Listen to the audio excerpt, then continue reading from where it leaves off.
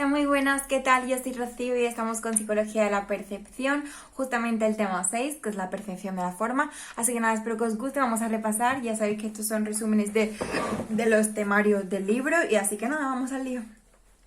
A ver, la imagen retiniana consiste en una distribución bidimensional, es decir, un mosaico, ¿vale? De la luz de diferentes intensidades y longitudes de onda. La información es ambigua y no está organizada. Los procesos de detención nos permiten descubrir la presencia de uno o varios objetos en el entorno.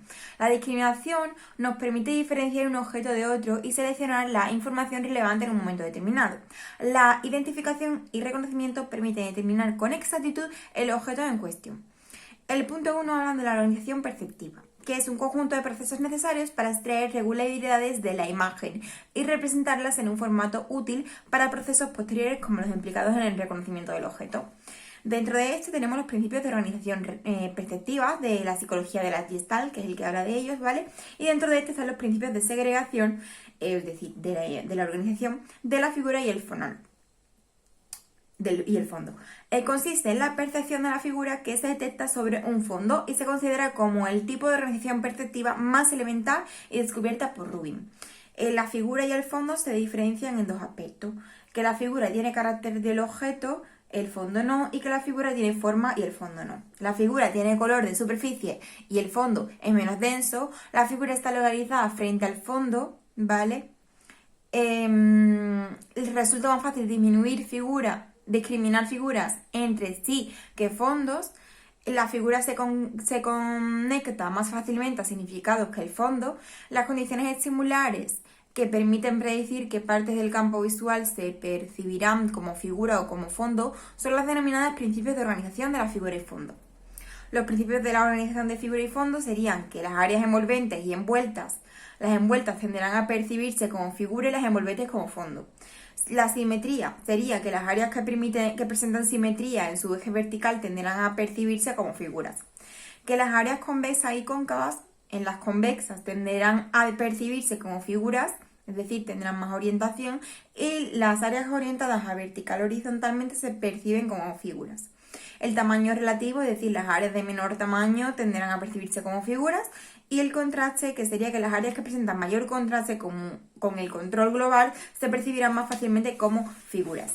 Luego tenemos los principios de agrupamiento perceptivo, que es que Wertheimer dice que se trata de la reunión en determinados elementos estimulares que comparten alguna propiedad común en unidades perceptivas distintas. Más recientemente, Palmer ha sugerido una clasificación de principios de agrupamiento intrínseco. Los elementos estimulares discretos se agrupan en unidades perceptivas más amplias o distintas en función de su proximidad, semejanza en color, forma, tamaño, etc. Los principios de agrupamiento extrínseco, como los elementos estimulares discretos, que se agrupan y forman unidades perceptivas distintas en función de la actuación de elementos externos añadidos al estímulo inicial. Por ejemplo, un principio de región común o un principio de conexión o cohesión de elementos.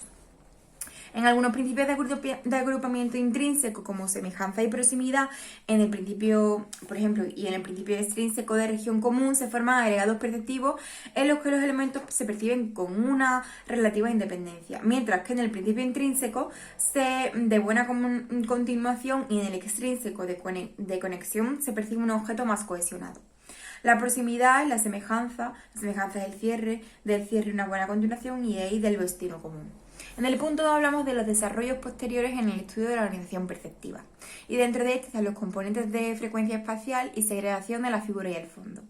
El procesamiento de la figura se caracteriza por el análisis de los detalles de la imagen, mientras que el procesamiento de fondo se caracterizaría por un análisis de estructuras más globales.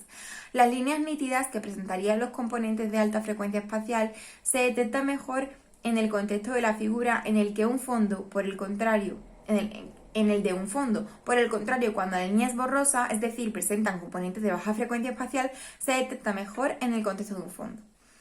Luego tenemos la asignación unilateral de bordes. Los bordes que dividen regiones adyacentes del campo visual se asignan unilateralmente, es decir, se asignan a un único lado. La parte más pequeña con mayor contraste del estímulo tiende a percibirse como figura.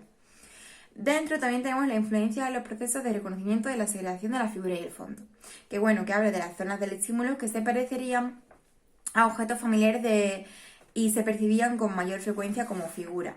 Dentro tenemos los agregados agregados perceptivos y configuraciones, que son unidades perceptivas formadas en base al agrupamiento de elementos discretos e inconexos que presentan una propiedad común. Y las configuraciones son unidades perceptivas distintas a los elementos de que están formadas y en la que se percibe la relación entre las partes. Dentro también tenemos la teoría computacional de la visión y el agrupamiento perceptivo. Ginzburg mantiene que la percepción visual de la forma se basa en un procesamiento espacial y que los principios de organización perceptiva son un resultado del filtrado espacial de las imágenes estimulares.